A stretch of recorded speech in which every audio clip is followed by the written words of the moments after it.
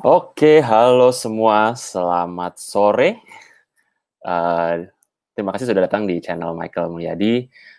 Hari ini adalah bisa dikatakan hari live pertamanya channel Michael Mulyadi saat ini. Kita akan sharing-sharing dengan salah satu tamu istimewa kita.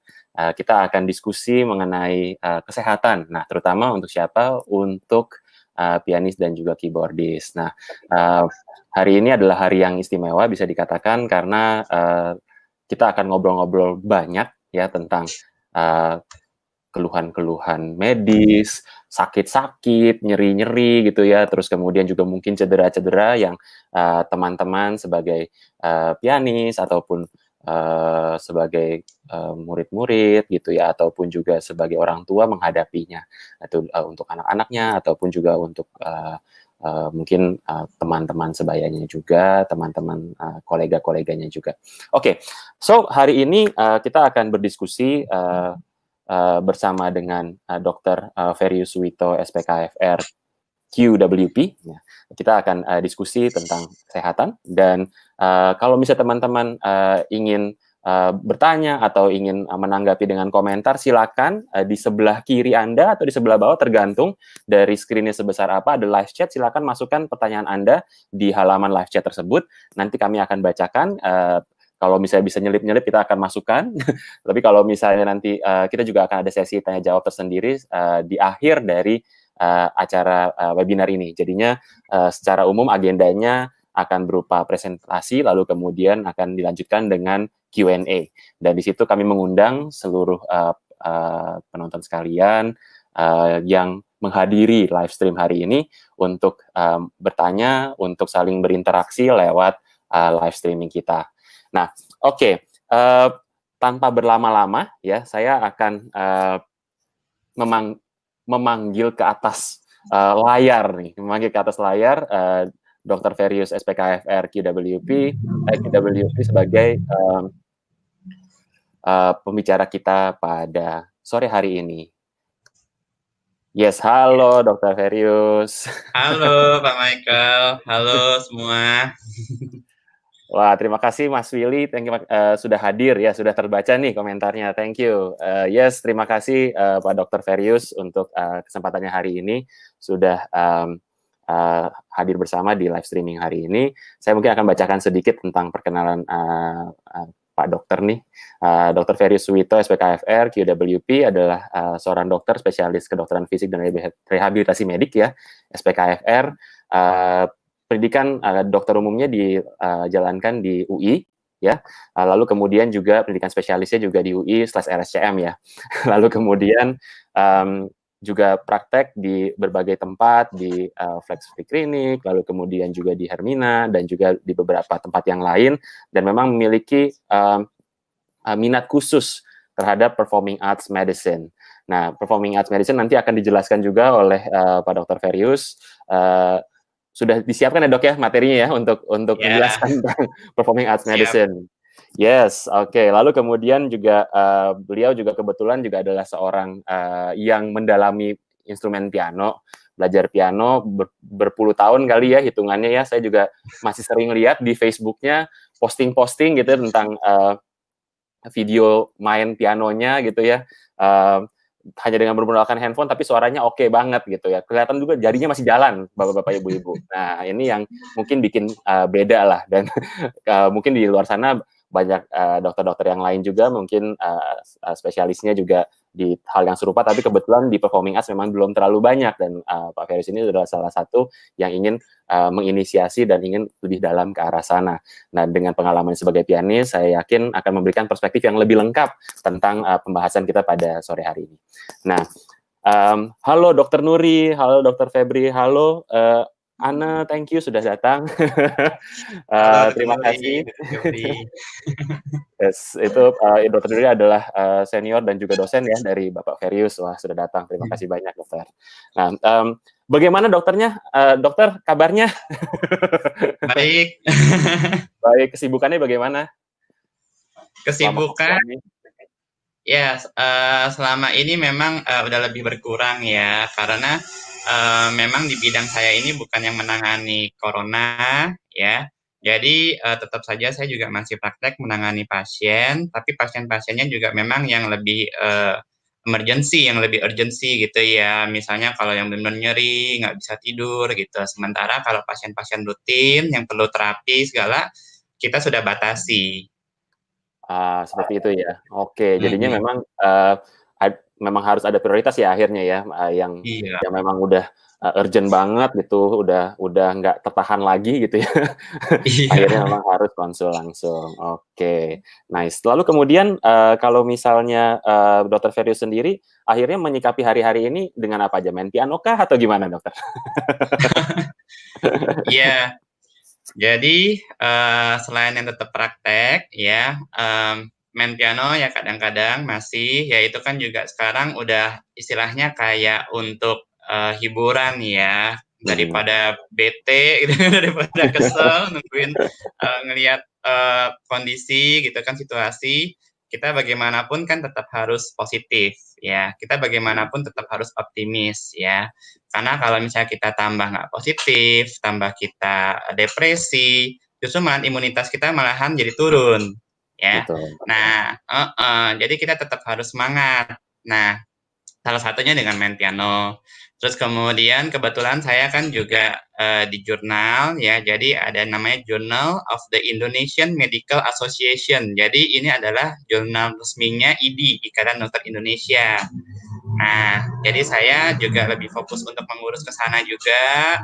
Kebetulan banyak tulisan-tulisan mengenai COVID yang masuk gitu ya, untuk kita editing, untuk kita publish gitu. Saya sendiri juga kadang-kadang ya jadinya nulis juga gitu, mengisi kekosongan, banyak lebih baca-baca buku. Ya mungkin jadi lebih seperti itu sih. Oke oke. Yes, luar biasa nih, Dok. Nah, mungkin hari ini kita akan masuk langsung ke topik kita ya hari ini, latar belakangnya seperti apa sih? Kalau misalnya kita bicara mengenai, piano, lalu kemudian juga keyboard, mungkin juga organ, elektron, eee, kita berhadapan dengan, kegiatan fisik sebenarnya. Nah, mungkin kegiatan fisiknya bukan kegiatan fisik yang besar gitu ya, membutuhkan otot-otot besar gitu ya, gerakan-gerakan besar, tapi memang otot-otot yang bisa dikatakan kecil, detail, dan seringkali juga, kita di satu titik tertentu mungkin menghadapi, keluhan-keluhan juga yang, sifatnya adalah keluhan medis gitu, cuman kita kadang-kadang kita nggak tahu musti kemana gitu ya. Entah ada yang nyeri, entah ada yang sakit, entah ada yang kayaknya nggak enak, pegel-pegel gitu, ataupun juga yang sifatnya cedera gitu. Saya dulu pernah main bola gitu ya, terus kemudian ketendang nih di sekolah jarinya. Waduh itu luar biasa, Waduh. sakit itu. Terus kemudian mau ujian piano lagi kan ya, mau nggak mau itu harus dilatih supaya bisa jalan kan. Wah. Jadi bagaimana ceritanya. Nah ini dulu waktu itu saya belum tahu tentang SPKFR seperti apa dan mungkin ada terapi yang sebenarnya bisa membantu saya untuk, pulih lebih cepat. Nah tapi ya pada akhirnya memang ada keterbatasan lah di jari jari jemari ini sampai sekarang gitu, gara-gara itu. Oh, Nah, ini mungkin, sebagai, bagian dari, sharing saya pribadi dan harapannya adalah mungkin Bapak Ibu tidak kesampaian menghadapi hal yang demikian karena sudah, melihat, sesi webinar hari ini. Nah, jadinya kita akan lebih banyak berbicara mengenai bagaimana kita menghadapi persoalan-persoalan medis ini yang seringkali tidak kita sadari sebagai persoalan medis, sebagai persoalan yang kita anggap remeh, tapi sebenarnya justru mempengaruhi kesehatan kita secara umum. Ataupun juga mhm. kalau misalnya Bapak Ibu yang memang ingin fokus sebagai, atau adik-adik yang ingin fokus sebagai, pemain, musik gitu ya, profesional, saya yakin juga sangat, kita perlu sekali memperhatikan kesehatan fisik ini. Nah, ini mungkin, tanpa berlama lagi, saya, ingin mengundang, Dokter Ferius untuk, membicarakan sebentar mengenai aktivitas kita hari ini. Oh ya, ada satu hal yang sempat terlupakan. Ya, pada hari ini kami membuka donasi, ya nanti saya akan, bikin running text ya di bawah sana, silakan dilihat. Ini akan 100% akan kami donasikan untuk penanggulangan COVID-19 dan juga kepada para seniman yang terdampak COVID. Karena saat ini kita lihat, bukan saja mungkin pekerja-pekerja non formal, tapi kita juga lihat pekerja-pekerja non formal seperti musisi juga sangat terpengaruh, dan juga performing artis yang lain. Nah, ini kita akan coba fokuskan untuk, donasi hari ini, ke sana, nanti bisa di, transfer lewat OVO ke nomor 081514876111. Nanti saya akan bikin running text-nya supaya lebih gampang. Ya, waktu dan tempat kita persilakan untuk Dr. Ferius. Silakan. Oke, terima kasih Pak Michael.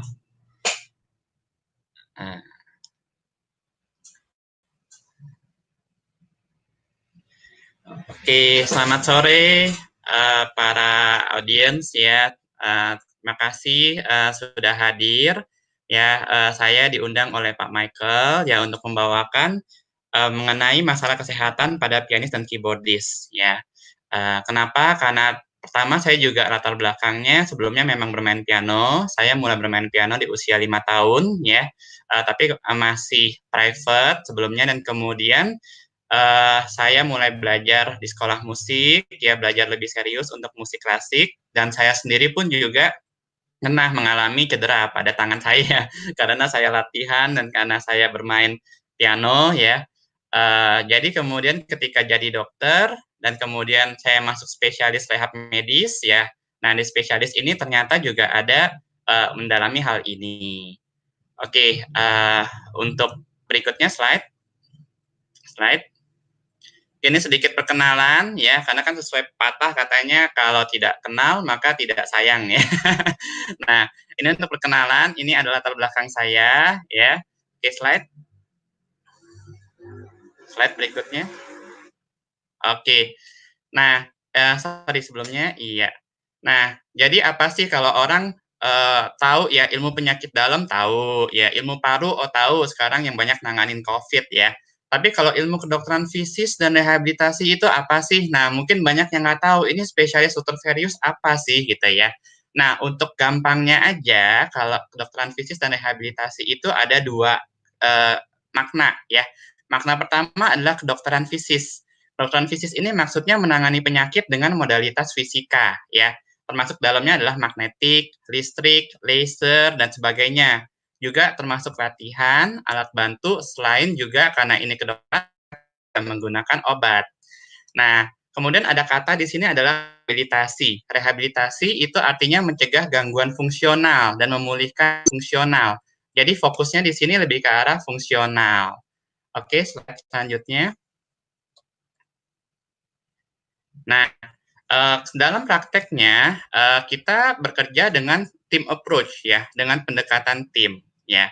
Kita suka disebutnya dengan fisiatris ya. Jadi kalau ilmu penyakit dalam misalnya dokternya adalah internis. Nah, maka kalau IKFR ini ilmu kedokteran fisik dan rehabilitasi disebutnya fisiatris.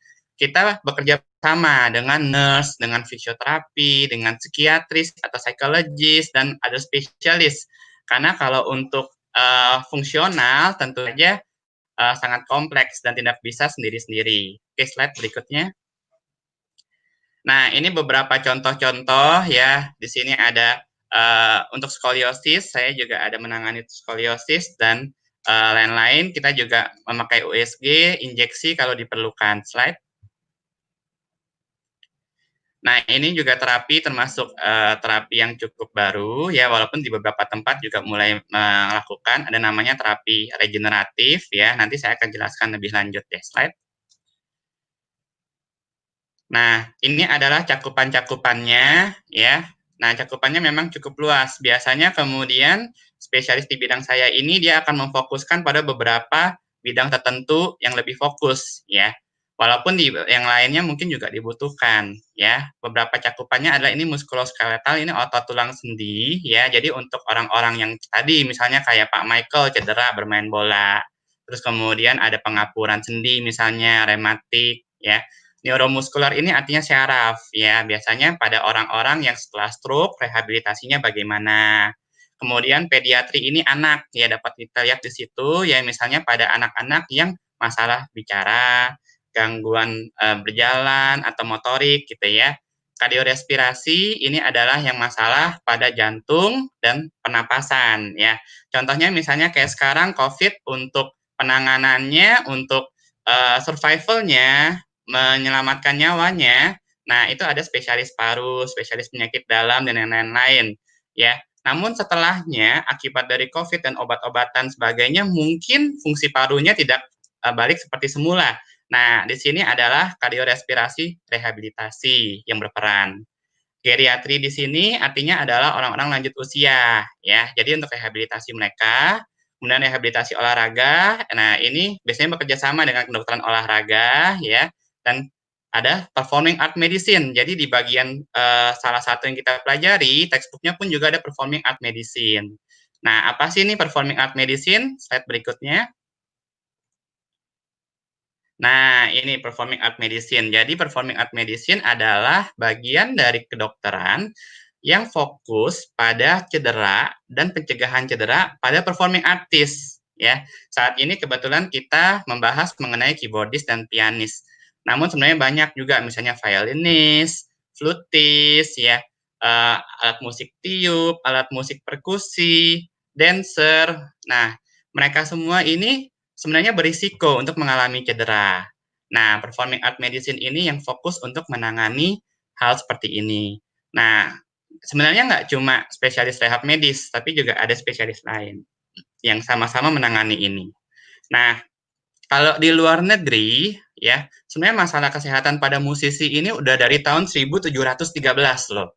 Ya, jadi 1713 itu udah ada buku yang memuat mengenai masalah-masalah ini, ya.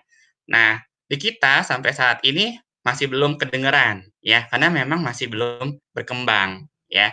Nah, kalau di luar negeri di tahun 1700 udah ada, 1872 sudah ada penelitian mengenai tekanan paru pada pemain instrumen alat tiup oleh Dr. Stone. Kemudian tahun 1932 ini ada Dr. Singer, dia udah membuat satu textbook, suatu buku mengenai penyakit-penyakit pada profesi musisi. Ya, oke, slide. Nah, tadi tadi Pak Michael sudah menjelaskan ya bahwa pemusik ini sebenarnya adalah aktivitas fisik juga, ya kan? Nah, sebenarnya beban fisiknya pun juga tidak ringan, ya. Kita lihat di sini ternyata dalam 3 detik, ya, itu memainkan 38 not, ya. Sementara kalau pemain cello, ya, bisa dalam 2 menit itu 740 gerakan lengan loh, ya. Dan pada pemain drum, ya, selama 14 menit bisa ada 5.144 gerakan lengan. Luar biasa ya. Nah, hal ini menyebabkan sangat berisiko sekali bagi pemusik, ya, itu untuk mengalami cedera, ya. Walaupun nggak sesering cedera pada atlet gitu ya, nggak sesering itu, ya. Namun sebenarnya ada juga risikonya, ya. Nah, cedera ini bisa mengganggu pertunjukan. Ya, saya pernah ada satu pasien, dia sebenarnya pengacara, namun juga dia bermain saksofon. Nah, waktu itu kebetulan mau deket-deket hari kemerdekaan 17 Agustus. Nah, sebelum dia mau tampil ternyata dia punya jempol cedera. Nah, loh, mau gimana ya kan? Nah, jadi bisa sampai mengganggu pertunjukan atau mungkin dia bisa tampil tapi performanya nggak maksimal, ya. Kemudian juga bisa mengganggu kualitas hidup, jelas. Dan mengganggu karir sebagai pemusik. Nah, contohnya kita bisa lihat di sebelah kanan, kalau yang pemusik klasik mungkin kenal ya. Nah, ini ada namanya Robert Schumann, ya. Robert Schumann ini suatu kasus yang unik sebenarnya. Kenapa? Karena di satu hal, ya, Robert Schumann ini memang punya latar belakang masalah psikologis juga, ya. Nah, kemudian dia melihat kok performanya nggak maksimal, jadi ada jari-jari yang bergeraknya tidak sesuai dengan keinginan dia, ya. Nah, kemudian dia menciptakan suatu metode latihan yang akibatnya menyebabkan apa? Menyebabkan si Robert Schumann ini cedera pada jarinya dan malah tidak bisa melanjutkan karirnya sebagai pianis, ya. Dan ujung-ujungnya kemudian dengan masalah psikologisnya yang semakin berat, ujung-ujungnya makin parah sampai masuk ke rumah sakit jiwa dan akhirnya meninggal di sana. Ya, ini kita dapat melihat bahwa masalah pada seorang musisi itu sebenarnya kompleks, ya, dan bisa mengganggu sampai karirnya bahkan sampai kualitas hidupnya dia. Oke, slide berikutnya. Yes.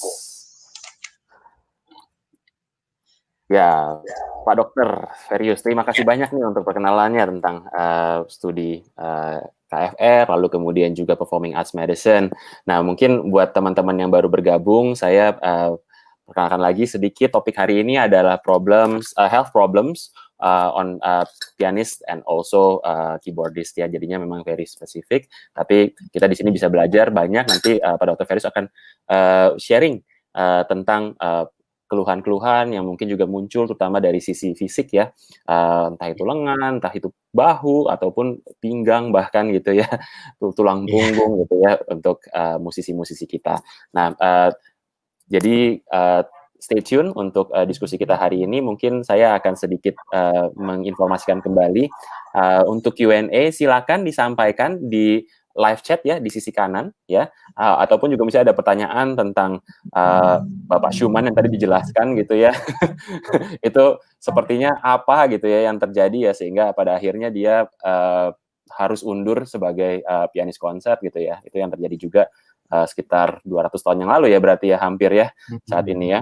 Ya, lalu kemudian juga kalau misalnya ada pertanyaan silakan disampaikan, lalu kemudian jangan lupa untuk subscribe channel ini untuk dapat informasi-informasi baru ya tentang seminar webinar-webinar yang lainnya. Dan juga untuk hari ini setiap sen yang akan kami terima dari donasi Bapak Ibu akan kami sumbangkan kembali untuk effort penanggulangan COVID-19. Nah, ini nomornya tertera ya di layar Anda di bagian bawah 0815 14 876 111 itu kebetulan adalah OVO saya. Nanti saya akan berikan secara lengkap reportnya akan seperti apa via channel ini juga. Lalu kemudian nanti akan kami sumbangkan untuk penanggulangan COVID dan juga untuk mendukung seniman-seniman yang terdampak oleh COVID-19. Oke. Langsung aja kita lanjutkan ya diskusi kita ya. Pak, fokus kepada pianis dan juga keyboardist. Silakan, Dr. Ferus. Ya. Oke, terima kasih Pak Michael ya. Nah, sekarang kita masuk nih ke core dari topik untuk hari ini ya. Jadi masalah kesehatan pada pianis dan keyboardist ya. Nah, masalahnya sebenarnya banyak terjadi pada pianis klasik profesional ya. Makanya mungkin nanti akan banyak saya bahas mengenai pianis-pianis klasik dan sebagainya.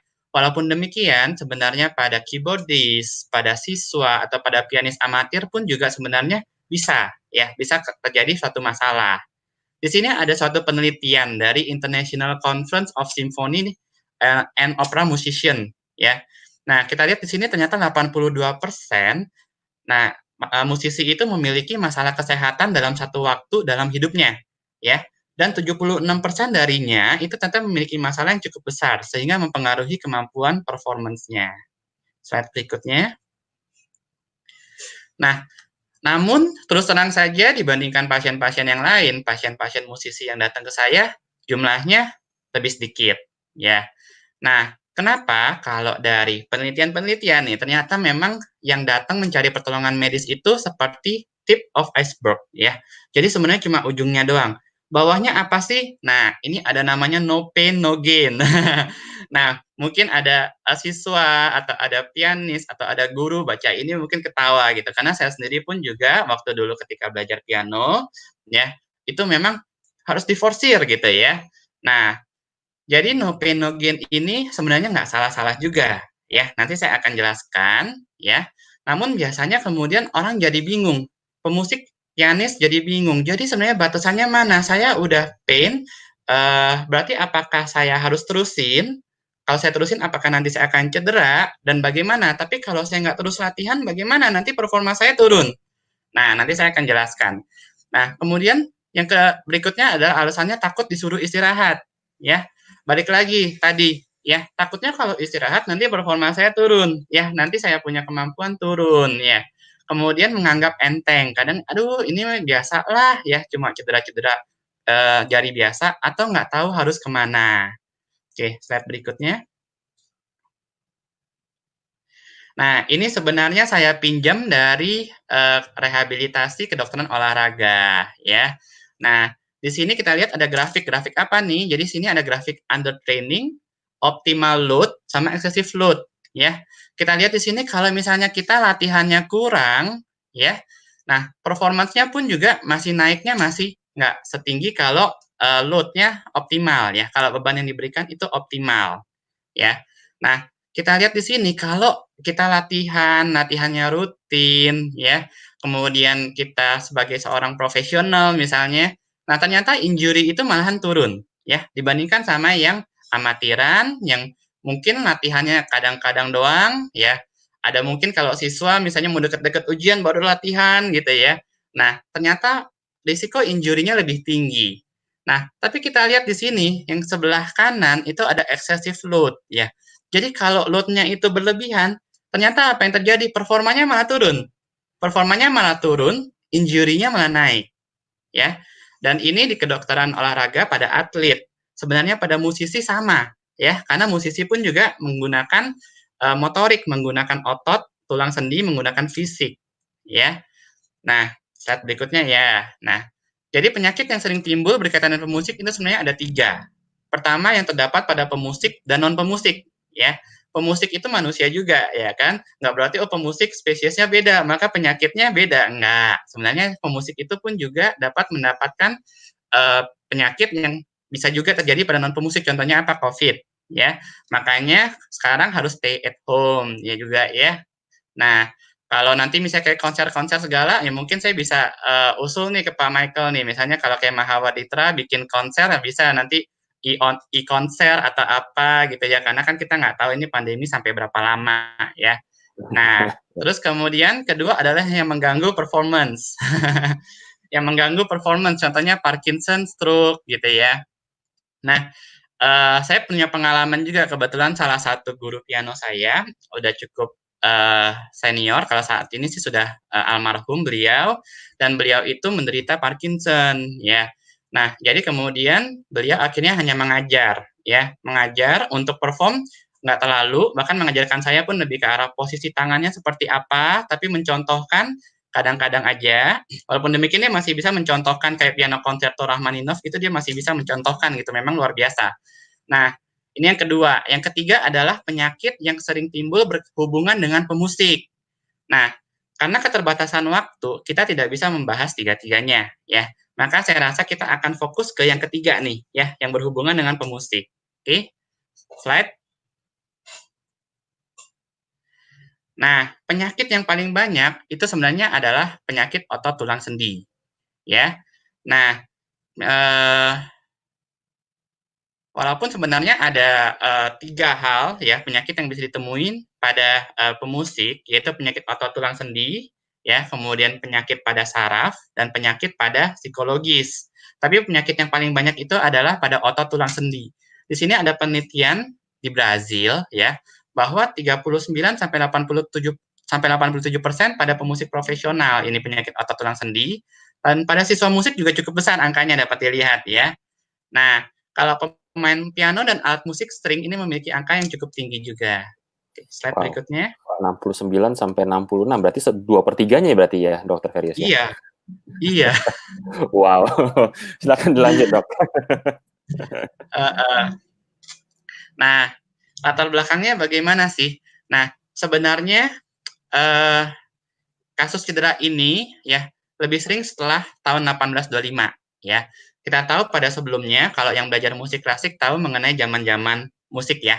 Jadi ada zaman barok, ada zaman klasik, ada zaman romantik. Nah, sebelum zaman romantik, pada zaman klasik itu biasanya pianonya lebih kecil, lebih ringan, atau pakai harpsichord ya. Harpsichord itu piano, tapi pianonya nggak diketuk. Kalau piano zaman sekarang itu kan ada string kemudian diketuk ya. Kalau harpsichord itu diplug, ditarik ya. Jadi otomatis dia akan lebih ringan. Nah, pada zaman sebelum itu pembelajarannya adalah finger school of playing ya. Jadi lebih banyak jari ya. Nah, pada 1825 sampai 1900 mulai piano modern berkembang. Walaupun pada zaman sekarang ya sebenarnya pianonya udah beda lagi sama zaman pada tahun 1825 ya. Ada yang bilang tahun 1825 pun pianonya masih lebih ringan dibandingkan kalau yang zaman sekarang. Nah, yang 18 di zaman romantik ini teknik mulai berkembang ya. Orang mulai berlomba-lomba menciptakan teknik yang lebih canggih, tempo yang lebih meningkat, power meningkat, virtuositas meningkat gitu ya. Nah, otomatis di sini kemudian cedera meningkat. Yang tadi yang Robert Schumann itu pada zaman ini. Nah, yang di gambar di sini mungkin ada yang kenal, ini namanya Franz Liszt ya. Franz Liszt ini hebat banget tekniknya, sampai bahkan katanya bisa merusak piano. Jadi kalau piano-piano yang tidak bisa menghadapi tekniknya dia, katanya bisa sampai rusak tuh. Hati-hati berarti ya Mhm. kalau misalnya untung Francis sudah tidak ada saat ini. Tapi mungkin Iya. bisa dikatakan juga sekarang, piano juga beda banget ya jadinya, bahkan kalau misalnya Bapak Ibu, menghitung katanya rentangan dari senar itu sendiri juga sebenarnya satu piano itu ratusan ton jadinya, mmm, Tuh. untuk bisa membunyikannya pun juga butuh effort yang lebih besar lagi gitu ya dibandingkan, Iya. piano-piano sebelumnya. Ya silakan Pak Dokter. Oke. Nah, ini yang tadi saya bilang ya, bahwa penyakit yang paling banyak itu sebenarnya otot tulang sendi, syaraf, dan psikologis. Nah, gambarnya kenapa jadi kayak overlap begini ya, karena kita tidak jarang menemukan ternyata sebenarnya 3 hal ini overlap ya. Contohnya kayak tadi kasusnya yang Robert Schumann ya, masalah psikologis menyebabkan dia latihannya jadi lebih berat, menyebabkan masalah pada otot tulang sendi, masalah pada syaraf. Jadi ada juga penelitian mengatakan sebenarnya latihan yang beratnya dia itu selain dia merusak otot tulang sendi juga saraf pada tangannya juga terganggu ya, kemudian akhirnya ujung-ujungnya mengganggu lagi psikologis. Jadi sebenarnya hal ini bisa saja saling berkaitan.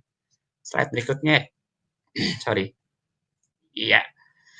Nah, masalah otot pada pianis ya atau pada musisi sebenarnya berbeda dengan pada atlet ya. Tipe-tipenya mungkin agak mirip, tapi bedanya apa?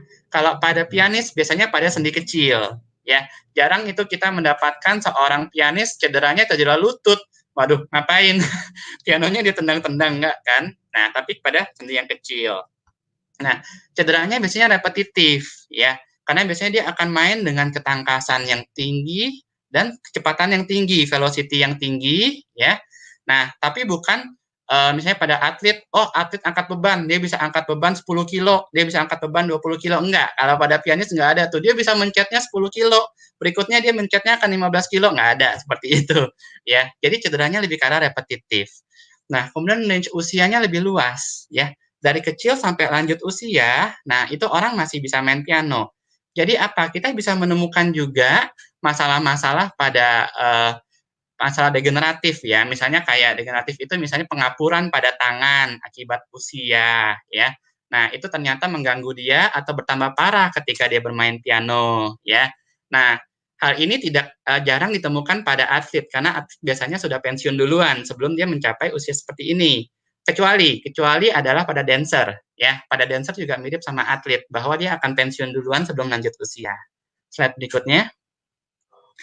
Nah, masalah otot tulang sendi pada pianis dan keyboard itu bisa terjadi di beberapa tempat, dapat dilihat di sini ya. Karena kita walaupun main dengan tangan, tapi sebenarnya nggak cuma tangan, ya. Bisa terjadi pada leher, pada punggung, pada pinggang, ya. 3 ini nanti saya bahasnya jadi satu sebagai tulang belakang.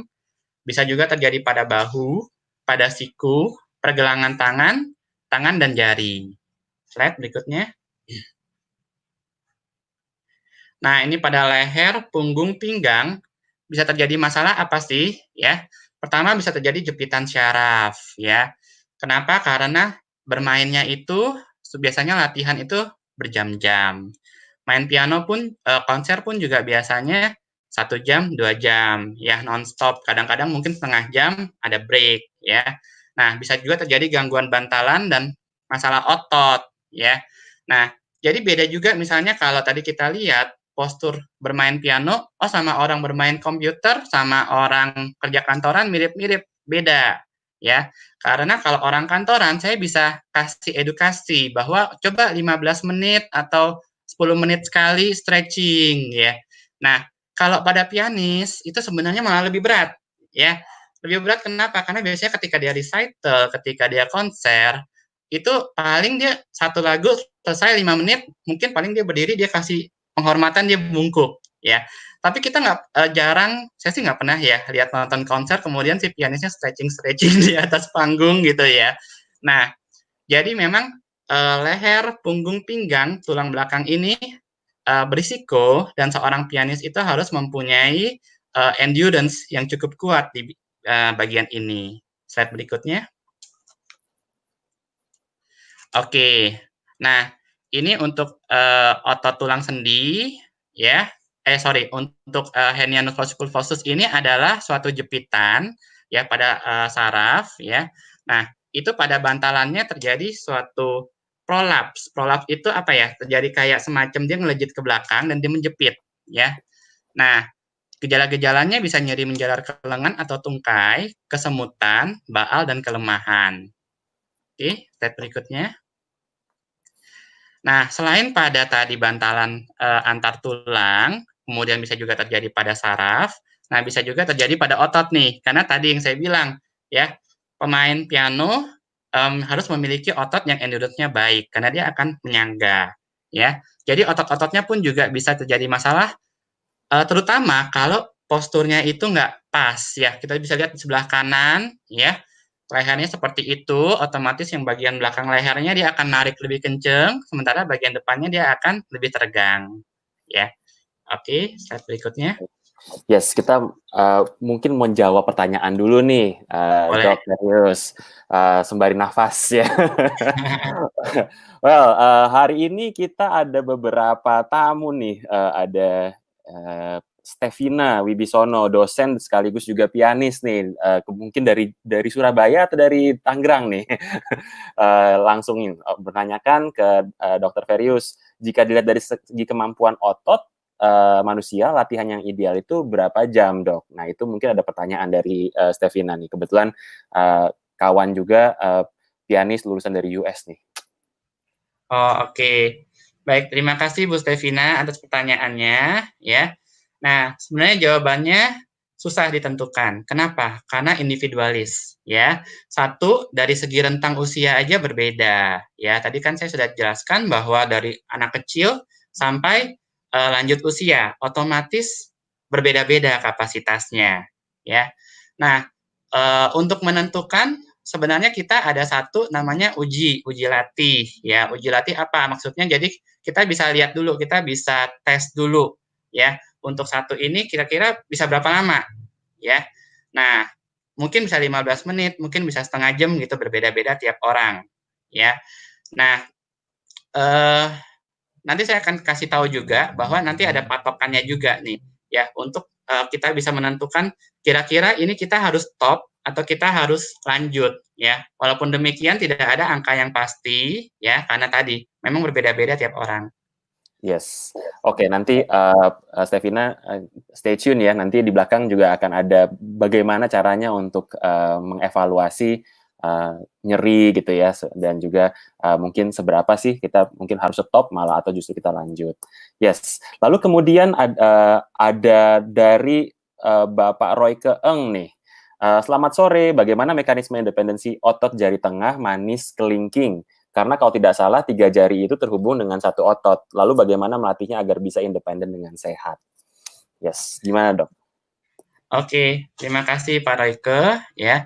Jadi sebenarnya kalau 3 jari itu terhubung dengan satu otot ya, sebenarnya kurang tepat ya.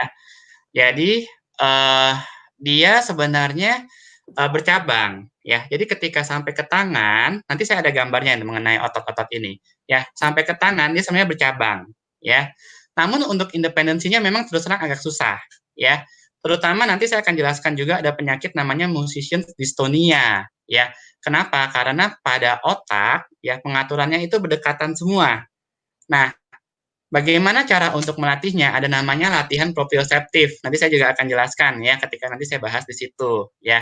Proprioseptif itu seperti apa sih? Proprioseptif itu begini, kita aware dengan kita punya posisi anggota tubuh ya, terutama tangan kaki ekstremitas gitu ya. Tangan kaki kita aware ya. Contohnya sekarang ketika kita lagi menghadap monitor, kita pasti tahu nih kaki kita sedang apa, posisinya sedang apa, jari kaki kita sedang apa. Nggak perlu kita lihat, nggak perlu kita raba, ya. Nah, itu nanti harus dilatih juga, ya. Seperti itu. Nanti akan kita bahas. Oke, yes, terima kasih, Dok. Lalu kemudian mungkin saya baik lagi mengucapkan selamat datang buat teman-teman yang baru join dengan kita di Health Problems for Pianist and also Keyboardist. Nah, di sini kita akan berdiskusi dengan Dr. Ferius SPKFR, QWP, untuk berdiskusi mengenai keluhan-keluhan medis, keluhan-keluhan kesehatan yang dihadapi oleh banyak pianis ataupun juga keyboardis yang semuanya bergerak dengan jari tangan ya, kebanyakan ataupun lengan dan juga banyak anggota tubuh yang lain. Nah, saya mengingatkan kembali untuk pertanyaan, silakan ditanyakan ke sisi sebelah kanan Anda itu atau di bagian bawah ada live chat, silakan drop pertanyaan di sana. Lalu kemudian juga untuk hari ini semua donasi yang akan kami terima akan kami sumbangkan untuk penanggulangan COVID-19 ya. Akan kemana ini bisa donate ke OVO, nanti OVO-nya akan kami tayangkan di bagian bawah sebagai running text. Silakan untuk mendonasikan, 100% akan kami sumbangkan untuk penanggulangan COVID dan juga seniman yang terpengaruh atas COVID ini. Baik, oke, saya lanjutkan kembali ya kepada Dr. Ferius untuk pertanyaan untuk slide berikutnya. Oke. Nah, kemudian yang sering juga terkena adalah bahu, ya. Bahu yang paling sering itu adalah rotator cuff syndrome sama shoulder impingement. Waduh, ini bahasa apa nih gitu ya? Bahasa planet nih. Nah, gampang. Rotator cuff itu sebenarnya otot di bahu yang terdiri dari 4 otot. Ya, kita lihat di samping sebelah kiri, ya. Nah, itu ada 4 otot yang sebelah kiri atas nih, 4 otot yang dia merangkul si tulang, ya. Nah, sendi bahu sendiri, ya, itu sebenarnya agak berbeda sama sendi pinggul misalnya. Kalau sendi pinggul itu, dia lebih stabil, ya. Kalau sendi bahu dapat dilihat di sini, jadi bahu itu jadi ada tulang lengan, itu ada seperti bonggol, kelihatan nggak? Seperti bonggol, kemudian yang di bahunya itu ada seperti kayak piringan, ya. Kalau di pinggul, piringannya ini dia akan benar-benar ngekep begini, jadi sangat stabil. Tapi kalau di bahu, dia nggak stabil, ya. Jadi si piringannya ini dia lebih ceper, lebih datar, ya.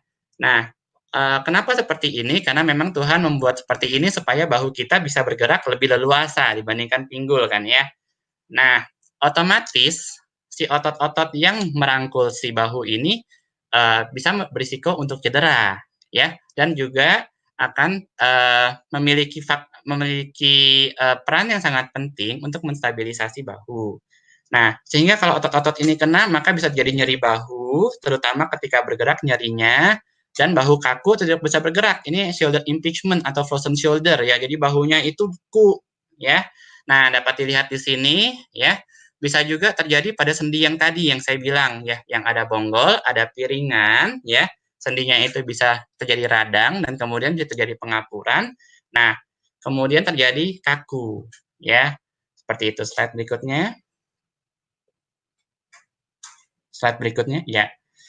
Nah, di siku ya ada yang namanya tennis elbow dan golf elbow ya. Nah, kalau mungkin bingung lah, ini gimana sih orang pemain piano dibahas kok malahan ngomongnya tenis sama golf ya. Ini sebenarnya hanya nama aja. Ya, kenapa dinamakan seperti ini? Karena sebenarnya memang banyak terjadi pada pemain tenis dan pada pemain golf. Pada pemain tenis dia banyak terkenanya pada siku bagian luar. Pada siku bagian luar di sini, ya. Sementara kalau pada golf itu siku bagian dalam, ya. Oke, slide berikutnya.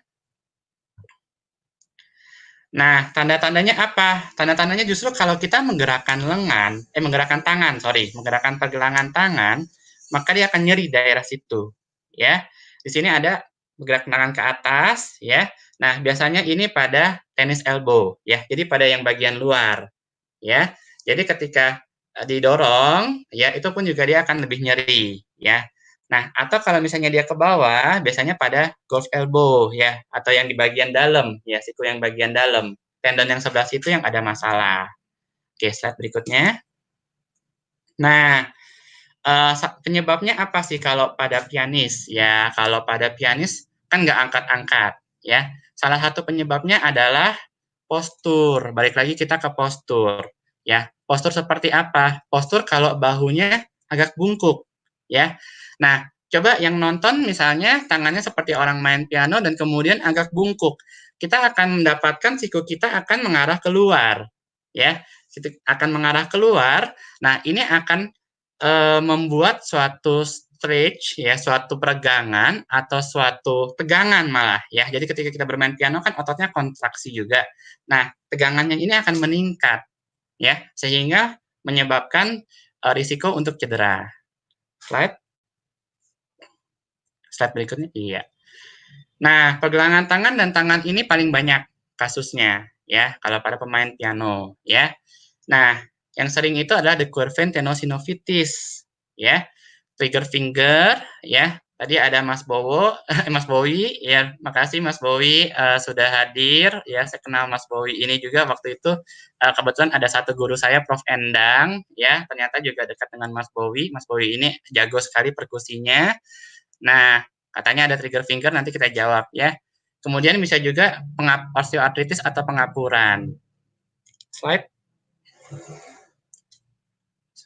Iya. Nah, decurvent tenosynovitis ini apa sih? Ya, decurvent ini nama orang Prancis. Tenosynovitis ini adalah radang pada tendon. Tendon itu adalah bagian dari otot yang melekat ke tulang, ya. Nah, penyakit ini mengenai otot yang pada ibu jari, ya. Nah, pada pianis kenapa bisa terjadi? Biasanya pada saat turn, ya, pada saat ibu jari ini berputar, ya. Nah, apalagi kalau misalnya lakukan dengan cepat, ya.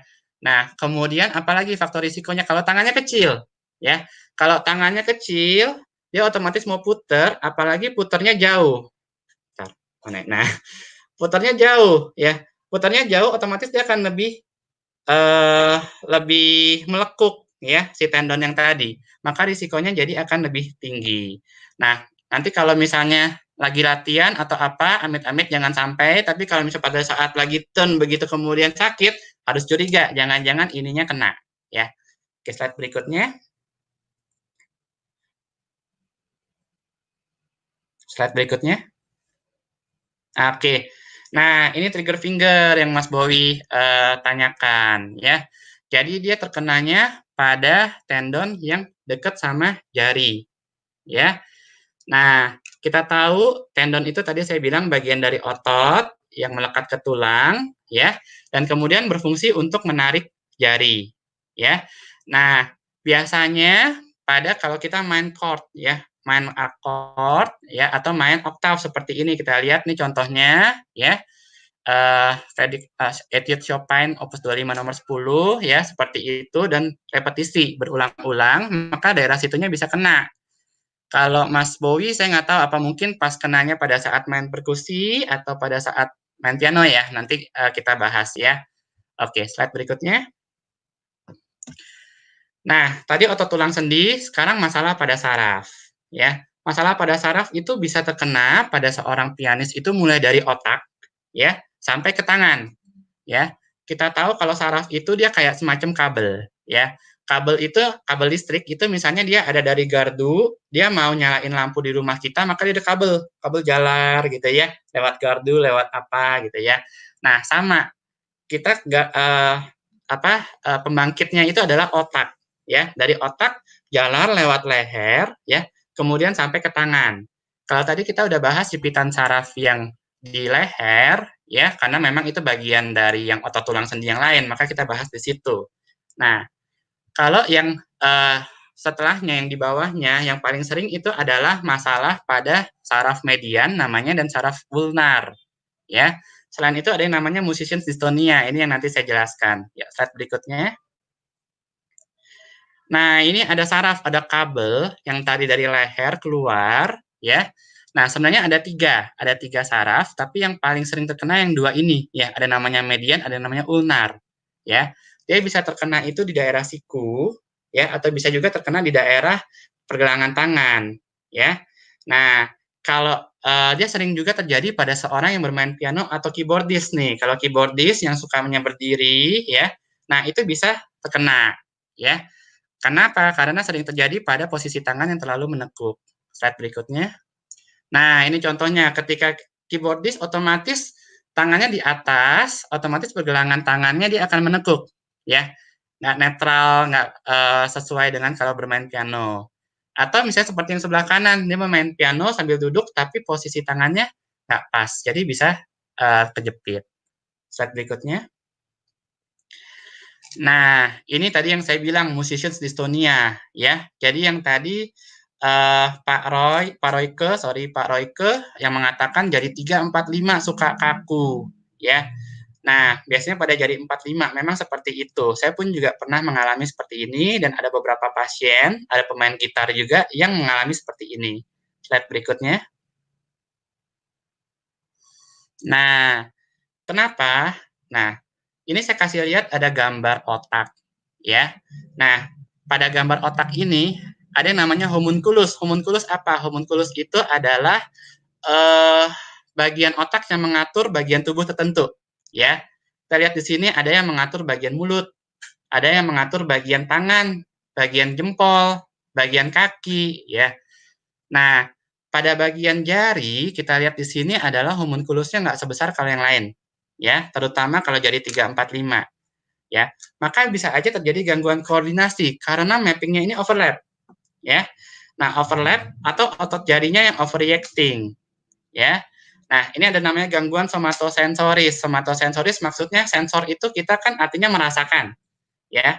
Nah, merasakan apa? Tadi yang proprioseptif tadi, yang posisi badan kita, posisi jari kita, gitu kan. Nah, bisa aja masalah di sini sebenarnya, ya. Jadi bukannya karena tadi ototnya, ya, ototnya memang juga kecil, ya, tapi masalahnya sebenarnya di sininya nih, di penandanya, ya. Oke, slide berikutnya. Nah, bisa juga masalah psikologis, ya, ansietas itu cemas. Nah, ini nih, psikosomatis, ya. Psikosomatis itu apa? Masalah pada psikis yang mempengaruhi fisik, ya. Jadi orang bisa merasa ototnya sakit-sakit, orang bisa merasa dadanya sakit, padahal udah dicek jantungnya nggak ada masalah, suka berdebar-debar, kemudian sakit mah. Ini bisa terjadi karena psikologis, ya, dan nggak jarang juga terjadi pada pemusik, ya. Tadi Bu Stefani ya, Bu Stevina mengatakan kesel ya sama murid, pengen menghukum sampai 8 jam latihan ya. Nah ya itu hati-hati tuh ya, jangan sampai mempengaruhi ke fisiknya ya. Nanti kalau stres, pressure segala mengganggu juga kualitas hidup. Nah bisa juga mengganggu postur atau performa di panggung. Oke, slide berikutnya. Yang ada malah nggak ini ya, Dok ya. Akhirnya nggak mau main piano lagi ya, Dok. Iya. Lanjut. Yes. Oke. Nah, sekarang pemeriksaannya bagaimana sih? Kalau pemeriksaan ini sebenarnya dilakukan oleh seorang yang ahli, ya. Kalau yang parah sekali perlu untuk ke ahli medis, ke dokter, gitu ya. Nah, tapi kalau misalnya nggak terlalu parah, mungkin bisa juga dicek oleh gurunya, ya. Yang pasti kalau dari diri sendiri, kadang agak susah tuh kalau misalnya masih terlalu ringan atau bahkan yang berat pun juga biasanya agak terlalu susah gitu. Karena misalnya kayak tadi postur, kita kan nggak main di depan cermin. Kita mana tahu yang ada orang lain yang kasih tahu kita ke postur kamu nggak pas nih gitu ya. Nah, kalau kita sendiri, dari saya pernah belajar bahwa dokter sendiri pun juga untuk pemeriksaan baiknya adalah before, during, dan after. Ya, pasien-pasien saya kadang datang ke klinik, otomatis saya nggak bisa melihat dia main, gitu kan. Nah, tapi saya selalu nanya, saya minta video. Tolong videokan ketika bermain. Nanti kemudian dia akan WA saya akan analisis dari video tersebut. Ya, walaupun bagusnya adalah juga bahkan saya harus datang. Ya, ketika dia main saya harus lihat. Ya, inspeksi sini artinya dilihat, inspek, ya, dilihat apakah bagaimana gerakannya, apakah ada gangguan ada masalah pada bentuk-bentuk dari otot tulang sendinya. Palpasi ini artinya ditekan, ya ditekan atau dipegang apakah ada nyeri, move digerakkan.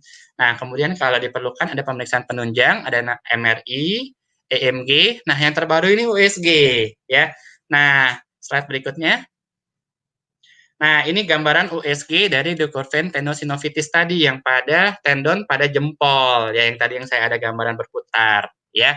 Jadi USG di sini nggak cuma untuk nggak cuma untuk kehamilan, ya. USG bahkan bisa untuk melihat otot tulang sendi, ya. Dapat kita lihat di sini tendonnya yang bulat yang sebelah kiri, yang memanjangnya yang sebelah kanan ada pembengkakan. Slide berikutnya. Oke, penanganannya bagaimana? Otomatis pertama harus istirahat latihan dulu ya. Nanti saya akan jelaskan lebih lanjut. Kemudian ada latihan stretching ya. Kalau pada leher, kalau ada jepitan saraf harus hati-hati. Karena kalau stretching takutnya malah tambah menjepit si sarafnya. Latihan penguatan otot, kemudian terapi ya. Manual manipulasi saya akan jelaskan. Obat-obatan kalau diperlukan ada oral injeksi. Nah, ini ada terapi regeneratif. Saya akan jelaskan juga. Nah, kalau yang parah sekali mau nggak mau memang harus operasi. Cuma kalau saya nggak menangani operasi, ya, jadi saya tidak bisa menjelaskan panjang lebar di bidang ini. Slide berikutnya. Nah, ini ada namanya derajat nyeri, ya, ada 5 derajat nyeri, ya. Saya rangkum aja ke slide berikutnya. Nah, derajat nyeri ini sebenarnya berdasarkan durasi nyeri, ya. Yang tadi mengatakan berapa lama. Nah, ini kan seperti ini, subjektif sih memang, karena nggak ada objektifnya.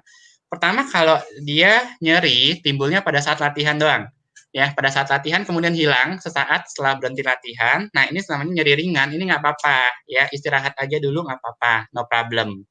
Ya, tapi kalau nyerinya bertahan berjam-jam atau bertambah selama latihan. Ya, jadi kalau selesai latihan, 1 jam, 2 jam udah istirahat, kok masih nyeri ya? Nah, ini harus hati-hati. Atau nyerinya tidak hilang, ya. Jadi nggak hilang sama sekali, berikutnya lagi kita mau latihan lagi masih ada nyerinya, kita latihan kok malah tambah berat lagi, gitu ya. Nah, yang 2 sama 3 ini, dia butuh penanganan tambahan selain istirahat. Oke, slide berikutnya. Oke, sebelum kita masuk ke slide berikutnya ya dok ya, kita akan mengulang lagi sedikit housekeeping kita. Terima kasih teman-teman sudah hadir di acara Health Problems for Pianists and also Keyboardists sore hari ini. Menjelang jam berbuka puasa kita ngabuburit bareng bersama dengan Dr. Ferius Suwito, SPKFR, QWP, yang akan mendiskusikan langsung, ya tadi beberapa sudah dijelaskan juga mengenai keluhan-keluhan kesehatan, ya keluhan-keluhan medis untuk pemain-pemain piano dan juga keyboardist. Nah di sini saya ingin mengulang sedikit ya tentang beberapa hal yang mungkin kita perlu perhatikan bersama. Untuk pertanyaan silakan disampaikan di kolom live chat. Tadi saya sudah lihat juga dan beberapa juga sudah dijawab oleh Dr. Ferius. Pertanyaan-pertanyaan yang disampaikan oleh para penonton kita saat ini ada 31 orang. Terima kasih. Kita sudah masuk ke hampir 1 jam saat ini. Lalu kemudian juga informasi untuk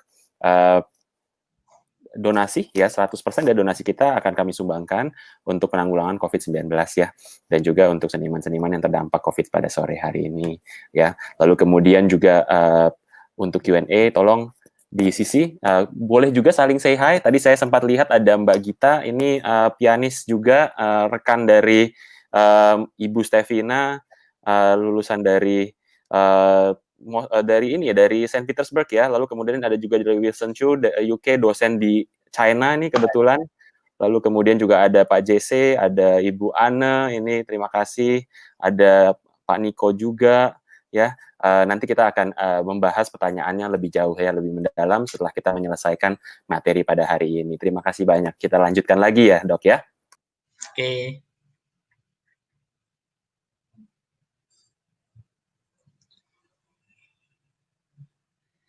Nah, oke. Nah, ini latihan stretching ya. Jadi ada latihan stretching pada leher, ada pada bahu ya, pada pergelangan tangan juga. Yang latihan stretching ini sebenarnya banyak. Kalau kita mau cari ada di Google, boleh misalnya stretching exercise kita cari ya. Mau pada shoulder stretching exercise boleh ya. Nah, ini mungkin bisa saya sekalian sambungkan dengan pertanyaan tadi, ada saya lihat yang mana ya. Yang Pak Wilson nih ya, yang sebelumnya terkena frozen shoulder. Nah, kemudian kira-kira bagaimana untuk antisipasi mungkin pencegahannya ya. Nah, salah satunya adalah dengan stretching ya.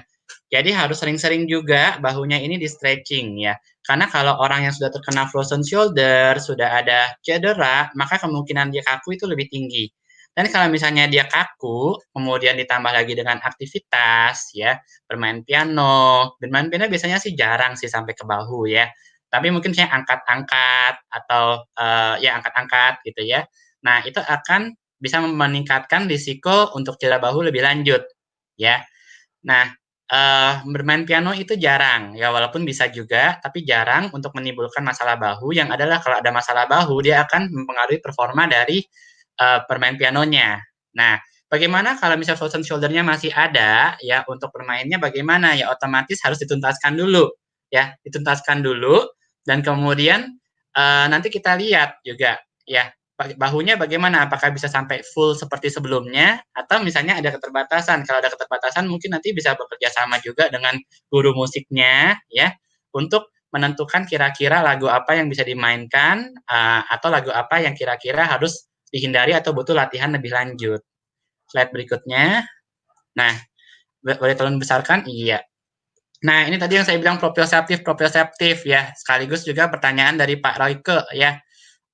Bagaimana untuk meningkatkan, salah satunya dengan latihan bisa pakai cermin, ya, bisa pakai cermin, satu-satu jarinya kita angkat, kita nggak kelihatan, kita angkat, ya, kemudian, nah seperti ini, ya, fingering, ya latihan fingering bisa di cermin, ya, kemudian kita juga bisa sambil kita imaging, ya, jadi kita bayangkan di dalam pikiran kita untuk mengatur itu, ya. Kemudian slide berikutnya.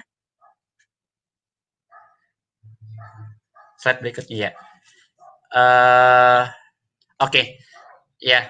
Sorry, nanti kita akan bahas tentang itu lagi deh. Nah, ini untuk tadi yang ada terapi. Terapi maksudnya apa sih? Ini beberapa jenis contoh-contoh terapi ya. Jadi ada terapi namanya kinesio tapping yang pakai tapping begini. Ini juga salah satu untuk menstimulasi proprioseptif yang tadi.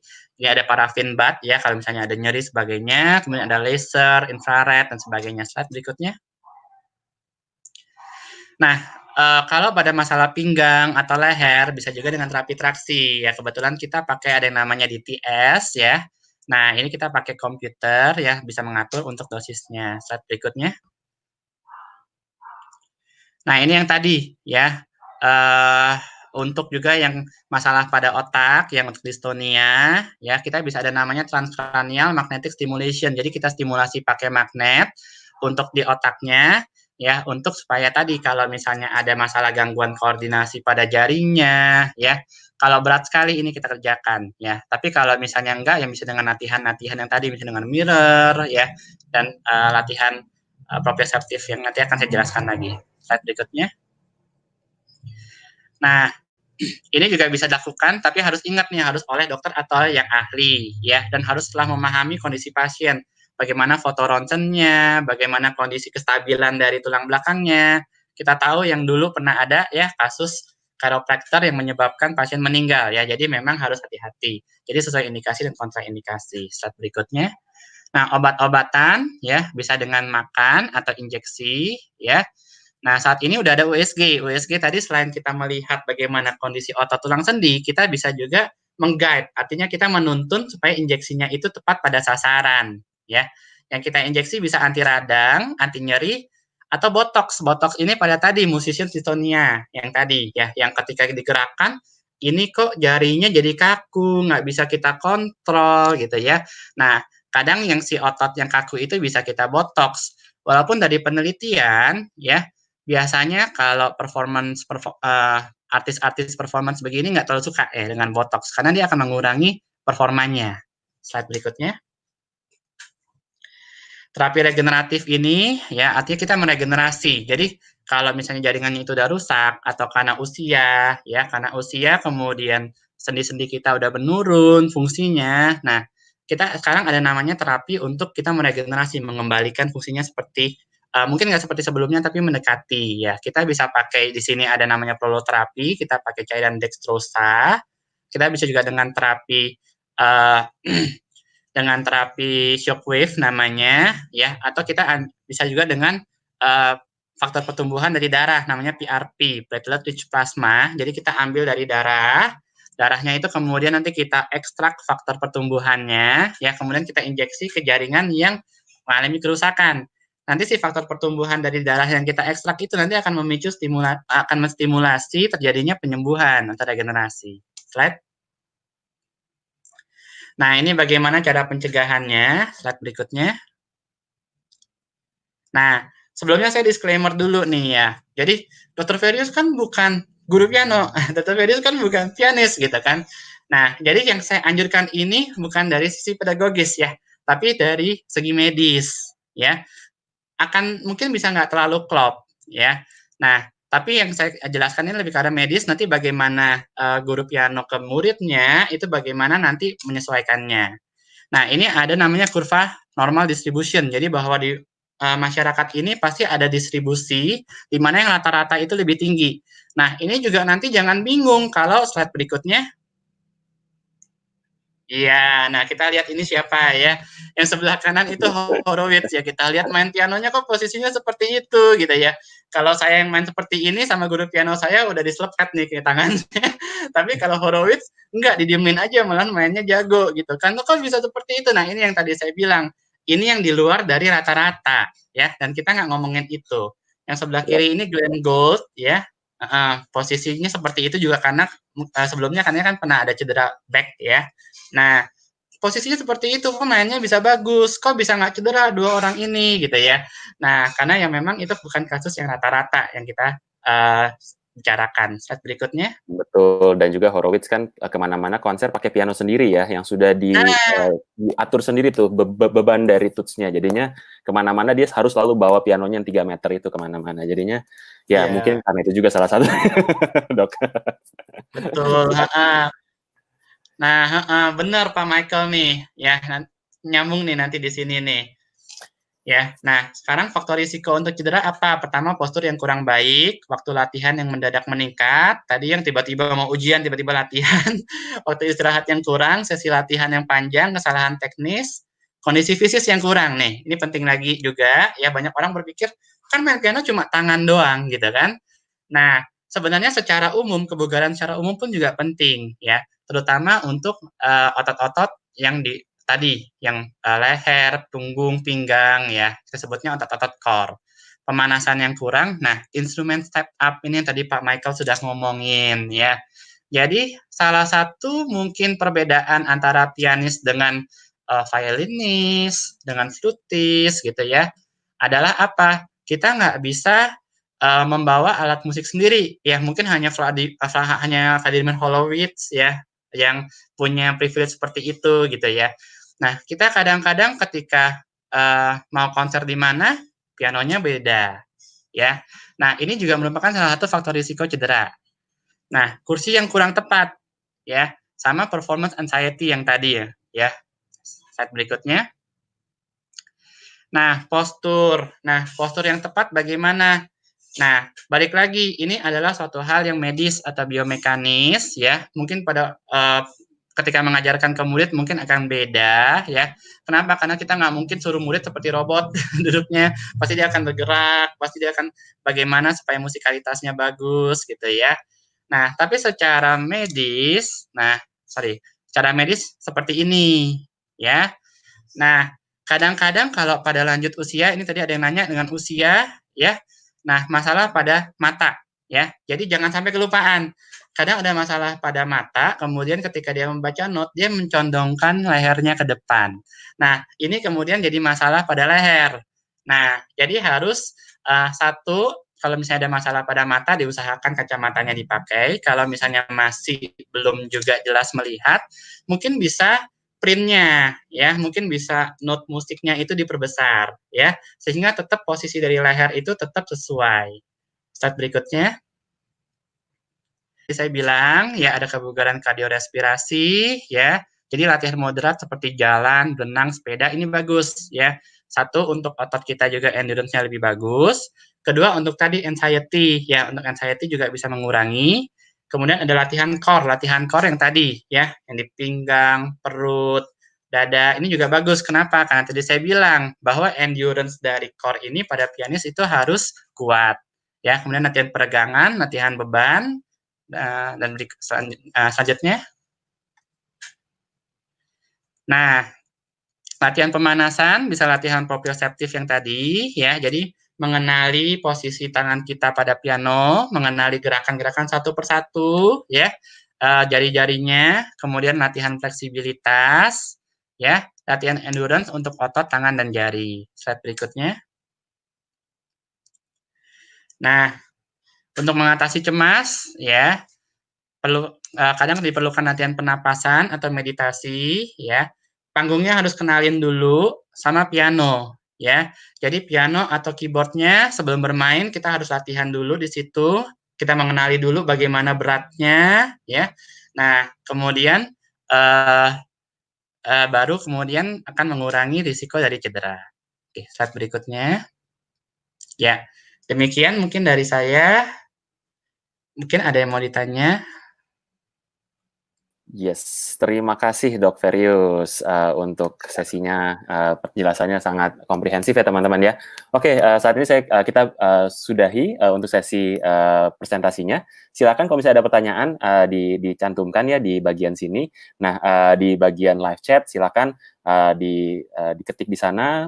Lalu kemudian nanti kita akan bahas bersama-sama. Nah, ini ada pertanyaan nih dari saudara Niko Gamaliel katanya. Selamat sore Kak Michael dan Dr. Ferius. Kalau nggak salah Niko ini konduktornya orkes FK ya, kalau nggak salah ya, FKUI ya.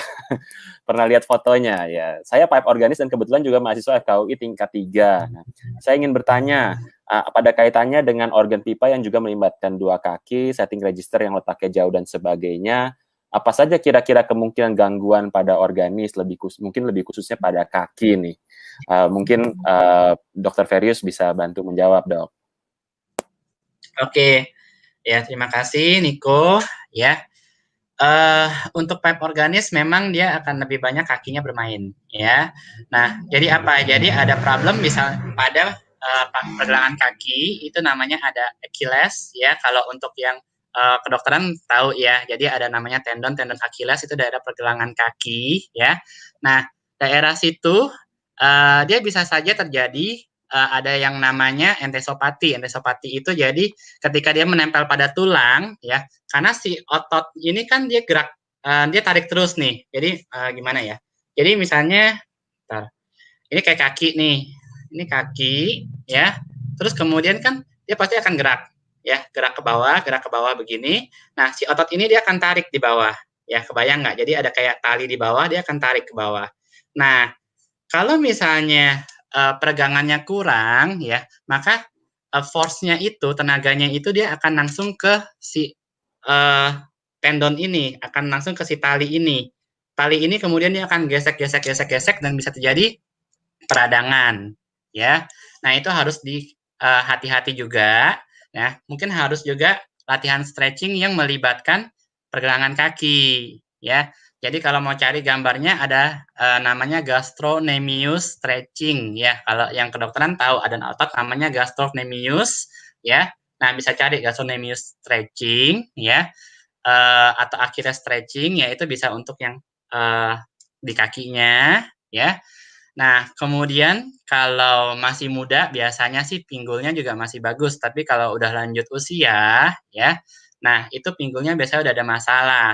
Sementara kalau kita tahu kalau pada organis yang pipe organ, gerakan dari tungkainya, ya dari hipnya itu pun juga cukup aktif ya. Jadi untuk tungkai yang di bawahnya itu cukup aktif, otomatis yang tadi sendi yang di pinggulnya itu dia akan banyak bergerak. Nah, itu juga bisa jadi bermasalah, maka bisa latihan untuk menguatkan otot-otot sekitar pinggul ya. Bisa dengan side lying ya, bisa contoh begini side lying, kemudian angkat ke atas, turunin, angkat ke atas, turunin gitu ya, kanan sama kiri. Ya, ini contohnya ini orang, ini kaki nih. Ini kaki, ini pinggul ya. Jadi seperti ini. Ya, itu untuk menguatkan juga otot-otot kakinya ya. Kalau organis sih lebih ke arah itu ya, karena kakinya juga main ya. Tapi sebagian besar yang lainnya mirip-mirip pinggang, leher, tangan, pergelangan kaki, pergelangan tangan itu mirip-mirip semua. Oke, yes. Mungkin ada pertanyaan lagi nih, satu lagi dari sama organis juga nih, Bapak YS Sunjoko ya. Dok, saya organis dan programmer, saya memakai jari untuk mengetik program di hari kerja, main organ di hari Minggu. Berarti jarinya nggak pernah istirahat ya. Jari main terus, kadang ngilu banget. Apakah di hari tua bisa bermasalah, Dok? Oke, ya, makasih. Jadi apakah di hari tua bisa bermasalah? Jawabannya bisa, ya. Bagaimana pencegahannya? Ya otomatis memang harus ada latihan untuk penguatan jari-jari, ya. Jadi selain dengan tadi ya dengan latihan dengan di organnya ya, dan juga harus juga misalnya cari seperti kayak spons ya atau misalnya kayak squeezy ya. Nah, itu juga namanya latihan otot intrinsik tangan. Jadi ini harus gripnya ini harus dikuatin juga ya karena grip ini yang akan menstabilkan si jari-jari ini gitu. Nah, kemudian eh kalau dari situnya sampai kemudian masalah pada eh sendinya sih biasanya jarang, kecuali kalau misalnya ada aktivitas lain ya. Jadi harus dihindarin angkat-angkat belanjaan, misalnya kantong plastik gitu yang terlalu berat ya. Kalau misalnya masih kayak ringan-ringan aja gitu masih oke, tapi kalau yang terlalu berat, nah itu harus dihindarin ya, karena nanti itu akan menambah kerusakan pada sendi-sendi di tangan. Kurang lebih seperti Wah, itu. wah, saya juga mengalami yang serupa nih. Kemarin ini baru ngangkat belanjaan berat ya. Secara kan kita sekarang belanjanya karena COVID ini kita belanjanya banyak ya. Betul. Terus Betul, kemudian minimal akhirnya kena ribuan nih di gitu sini ya. nih, sampai ke sini. Berarti memang ya itu, kita juga harus hati-hati sih. Pada akhirnya memang, ini sekarang juga belum, benar-benar pulih karena saya yang, kurang rajin untuk di, bebat. Oke, terus kemudian, mungkin pertanyaan lagi nih dari, Roy Keeng. Seringkali orang terfokus otot untuk tekan tuts. Apa penting juga mempertimbangkan otot untuk melepas tuts ya? Misalnya agar jangan angkat jari tinggi-tinggi dari tuts. Kalau iya, mekanisme kerjanya dan melatihnya seperti apa? Nah, ini mungkin juga, Dr. Feris juga bisa mempertimbangkan juga mungkin ada different schools of, piano playing ya. Kalau nggak salah kan beberapa, eee eee, mazhab pemain piano juga memang menekankan pada jari, kalau nggak salah itu banyak teman-teman di Rusia tuh memang schools-nya dengan jari-jari yang diangkat tinggi-tinggi gitu ya. Terus Betul. kemudian kira-kira efeknya seperti apa dan mungkin ada cara untuk memperhalus paling tidak efek-efek sampingnya. Oke, ya makasih. Jadi betul yang Pak Michael bilang ya. Kebetulan saya boleh nyebut nama guru nggak enak ya kayaknya. Kebetulan memang guru saya itu alirannya agak berbeda-beda gitu ya. Ada satu yang dari Amerika, betul yang seperti Pak Michael bilang. Jadi uh, dulunya saya diajarkan untuk latihan, untuk main itu pakai pergelangan tangan. Ya, jadi nggak boleh terlalu banyak gerak. Ketika kemudian saya pindah guru, ya, nah justru malahan harus satu-satu nih main, harus clarity-nya. Jadi harus begini satu-satu main gitu. Bahkan harus diangkat-angkat seperti itu. Nah, kalau saya sih belum menemukan suatu penelitian atau apa yang mengatakan ketika diangkat itu ada masalah ya pada tangan atau pada sendi ya. Memang lebih banyak kan adalah ketika menekan ya. Karena ketika menekan, satu kita menekan piano yang berat ya. Kedua, kadang-kadang kita menggunakan tubuh kita. Harusnya sih hanya sampai lengan ya. Jadi force-nya harusnya dari sampai lengan, kadang-kadang sampai tubuh kita atau malahan pada orang yang agak bungkuk ya, itu benar-benar sampai punggungnya itu neken ke bawah ya. Nah, itu sebenarnya yang bisa bermasalah bikin cedera atau kemudian membuat pengapuran pada saat nanti usia lanjut ya. Tapi ketika diangkat saya sendiri sih belum menemukan literatur, penelitian atau jurnal yang mengatakan itu menjadi suatu faktor risiko. Oke, jadi memang beda-beda ya berarti ya. Yes, ini Roy Keeng juga menanyakan juga untuk speed otot mana yang lebih disarankan untuk kesehatan? Penggunaan otot besar mungkin di bahu gitu atau otot kecil di sekitar jari jemari gimana? Oke, makasih Pak Royke. Jadi kalau untuk speed lebih baik sebenarnya otot-otot lebih ke jari ya. Kalau tadi ya kalau dari sisi medis dan biomekanis ya. Jadi ada namanya biomekanis, bagaimana mekanis biologis tubuh kita ya. Kalau untuk otot-otot besar ya itu sebenarnya lebih ke arah force ya. Kalau kita pingin misalnya mau lebih fortissimo dan sebagainya itu lebih ke arah force ya. Jadi kalau speed lebih ke arah otot-otot kecil. Oke, terima kasih. Thank you Royke untuk pertanyaannya. Nah, ini ada pertanyaan lagi nih dari Wilson Chu nih. Ini Mungkin sorry, sebentar saya tambahkan untuk yang Pak Royke tambahkan. tadi ya. Boleh. Sorry, Silakan. baru kepikiran. Jadi kalau tadi bagaimana untuk kesehatannya, mungkin maksudnya untuk mencegah cedera ya. Nah, untuk mencegah cedera, nah otomatis pertama yang tadi ya, force-nya itu jangan sampai terlalu banyak kita bebankan pada jari-jari karena tadi untuk speed lebih arah otot-otot kecil ya. Nah, kemudian Kedua, apa kita usahakan posisi dari pergelangan tangan ini netral. Kalau ini dari sisi biomekanis lagi, beda lagi. Kalau pedagogis ya mungkin beda-beda tadi mazhabnya ya. Jadi posisi, kelihatan nggak? Nah, Masih posisi gede ya. pergelangan tangan ini harus lebih netral ya. Karena ketika netral begini ya, maka force yang diberikan ini akan lebih nggak terlalu besar ya. Dibandingkan kalau kita begini, satu kita bisa kena di bagian sarafnya di sini. Kedua, seluruh force-nya ini bisa langsung dia terus ke arah jari. Ya, kita tahu jari ini sebenarnya sendi-sendi kecil yang seharusnya nggak untuk beban yang tinggi. Ya, seperti itu kurang lebih. Oh yes, jadi memang harus menyeimbangkan gitu ya berarti ya dok ya, antara dari sisi kita mesti tahu dari sisi katakanlah angle-nya tuh seperti apa ya yang sehat ya, supaya nggak membebani dari Ya, sisi saraf di sini dan juga di jarinya. Oke, ya. yes.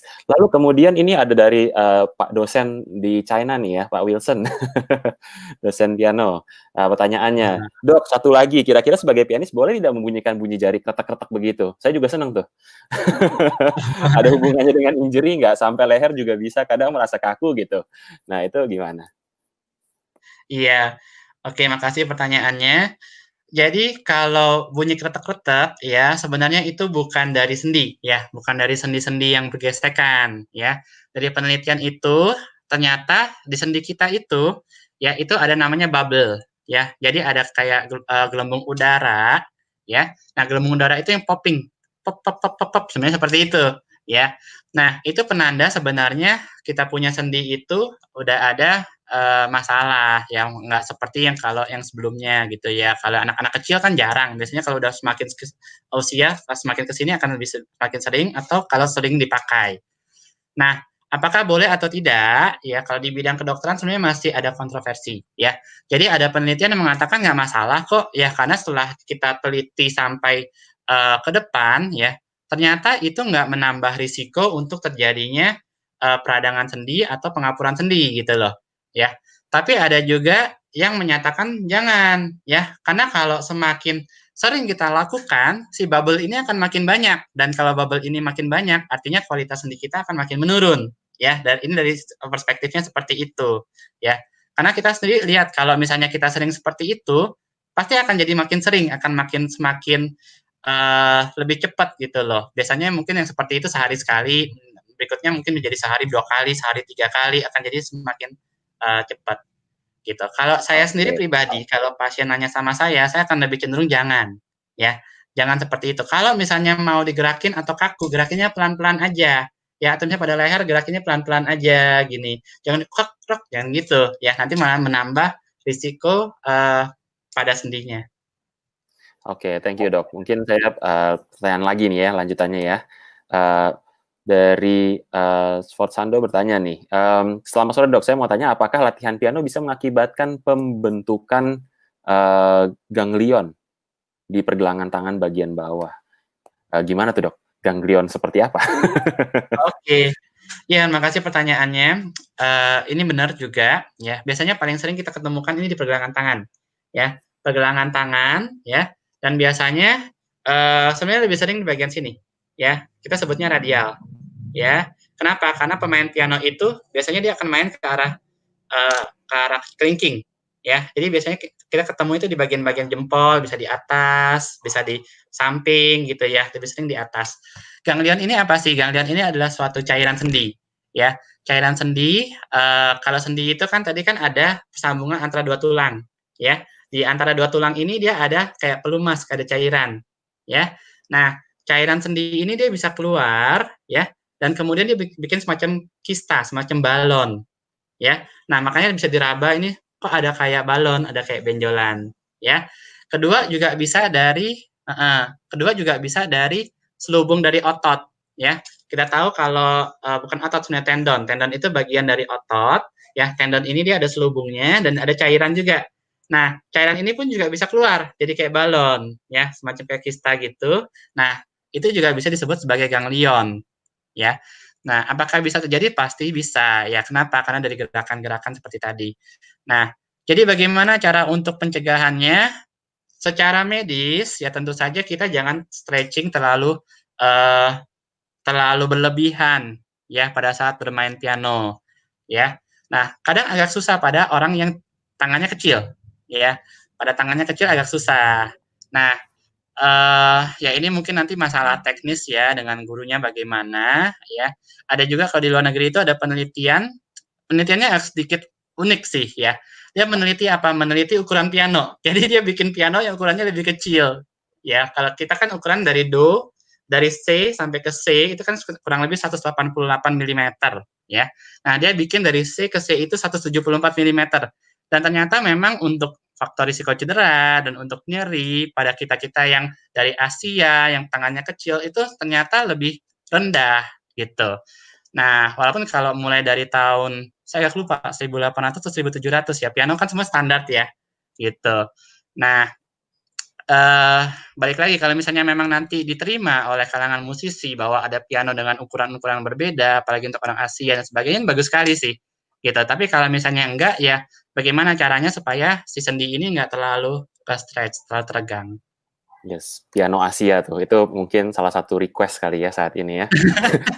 Kayak main biola kan ada bios perempat, biola setengah, Nah, 3/4 gitu ya. Piano juga mungkin perlu ada juga. iya, Yes. karena kan fair Lalu ya. yes. Karena nggak fair ya, karena kita pianis-pianis yang tangannya kecil atau yang dari Asia kok kesannya jadi kayak kalah gitu kan, dari orang-orang dari Rusia, dari orang-orang dari Eropa gitu kan. Mereka bisa bermain piece-piece yang memang besar-besar gitu kan, kalau kita kan enggak gitu kan. Yes. Betul. Ya, lalu kemudian ini ada pertanyaan dari Stevina lagi nih sedikit. Dok, sering pegel-pegel darah belikat setelah berlatih. Apakah penyebabnya hanya kelelahan atau karena anxiety? Dapat juga karena anxiety yang nggak disadari. Kira-kira gimana tuh, Dok? Oke. Jadi penyebabnya banyak ya. Satu bisa juga memang dari kelelahan bisa, karena otot punggung ini kan dia menyangga ya. Nah, dari anxiety benar juga bisa ya, karena anxiety itu dia juga mengalir ke otot, ototnya bisa juga kenceng ya. Nah, ketiga bisa juga dari postur ya.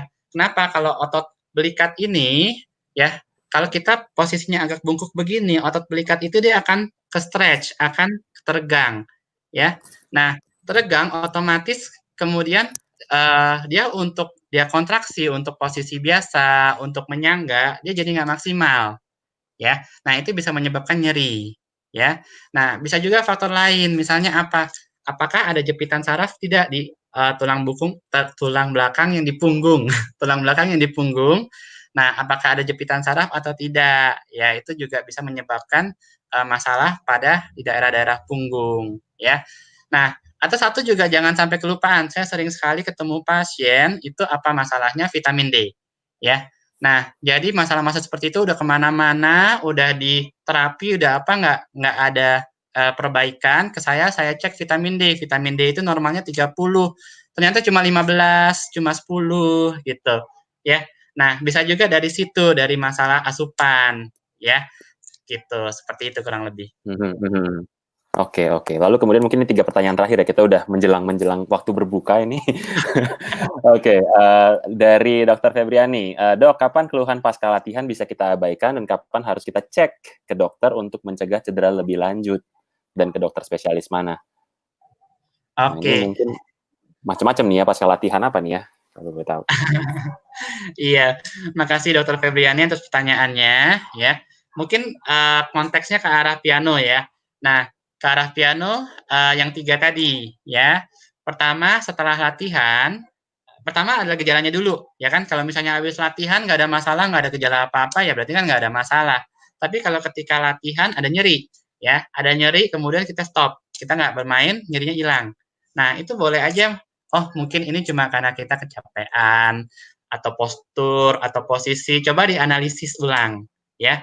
Nah, tapi kalau misalnya masih nyeri dan nyerinya lama gitu, udah sejam, udah 2 jam, kok masih sakit tangan saya ya? Apalagi kemudian ketika udah mau sesi latihan berikutnya, nyerinya masih ada. Ketika latihan berikutnya nyerinya bertambah. Nah, kalau seperti itu harus coba cek ya, cek ke dokter ya. Nah, dokter yang apa? Kalau misalnya masalahnya memang otot tulang sendi, ya itu memang bisa ke dokter rehab medis, bisa ke dokter ortopedi, dokter umum pun juga sebenarnya bisa, dokter olahraga, pokoknya yang nanganin masalah otot tulang sendi deh, kedokteran okupasi, ya itu adalah dokter-dokter untuk kerja. Nah, tapi kalau misalnya mau yang berkaitan dengan performing arts, yang ada latar belakang seperti itu, gitu ya. Bisa aja misalnya ortoped, dia ada latar belakang performing art, pernah belajar mengenai performing art, ya, mungkin akan memberikan perspektif yang lebih nyambung, seperti itu. Yes, ini juga ada pertanyaan, mungkin masih nyambung ya, Dokter Gloria Theon, ini pianis juga nih, dulu berprestasi juga, tapi memilih untuk jadi dokter. Nah, saya ingin bertanya, kapan sebaiknya cedera pianis diobati dengan RICE, dan kapan harus dengan intervensi rehab medik? Terima kasih. Oke, terima kasih Dokter Gloria, ya. Nah, kalau dengan RICE ini, kalau misalnya ada radang, ya. Jadi radang itu apa ya? Radang itu ada tanda-tandanya kan, ada nyeri, ada bengkak, ada panas, gitu ya. Nah, misalnya kalau ada radang, ya, kita bisa memberikan RICE, ya. Buat yang nggak tahu RICE ini apaan, RICE ini bukan nasi ya, jadi bukan sembako. RICE ini R-nya itu adalah rest. I-nya ini adalah ice, C-nya ini adalah compression, E-nya ini adalah elevation. Ya, biasanya ini pada yang cedera akut dan kita lihat kok kayaknya ada radang, ya. Kita istirahatkan, kita kompres dengan S, I-nya ini, C-nya compression, kita bebat, elevation kalau misalnya terkenanya pada tangan atau pada kaki, kita bisa angkat ke atas. Tujuannya apa? Supaya jangan tambah bengkak, supaya cairan jangan ngumpul di tempat itu, ya. Nah, kalau misalnya ada radang, kita bisa RICE dulu. Ini akut, biasanya 3 sampai seminggu, 3 hari sampai seminggu, ya. Nah, kalau setelah seminggu, misalnya kok nyerinya masih ada, nah itu boleh ke dokter spesialis atau pemeriksaan lebih lanjut, ya. Dan kalau misalnya memang diperlukan untuk terapi atau intervensi rehab medik, nah biasanya setelah itu gitu. Walaupun sebelumnya pun juga ada sih, sebelumnya ada yang datang, biasanya kita tanganin sebagai akut ya, jadi misalnya kita injeksi anti radang dan sebagainya. Nice. Oke. Jawab nggak ya? Nah, mungkin mudah-mudahan menjawab ya, Dokter Jawab Gloria. ya. Yes, lalu kemudian ada pertanyaan dari Ibu Marini Pratiwi Sinaga nih, Dok, saya pernah mengalami De Quervain syndrome di tangan kiri, sudah melakukan pengobatan dan terapi, tapi belum pulih total katanya. Apakah kedepannya akan mengalami resiko jika terus main piano? Oke, ya terima kasih Ibu Marini ya. Nah, pertama tidak pulih totalnya kenapa dulu? Ya, bisa jadi memang terapinya, programnya mungkin belum tuntas atau ketemu terus. Tadi kan kita lihat bahwa masalah-masalah cedera ini penyebabnya adalah si aktivitas, ya. Ibaratnya kayak orang sakit sakit kulit, sakit jamuran, ya, jamurnya udah diobatin, ketemu lagi sama si jamur, dia kan sakit lagi kan. Nah, itu harus kita analisis, ya. Pada pianis apa tadi faktor risikonya sudah saya jabarkan, misalnya pada berputar jempolnya, apalagi berputarnya jauh, ya.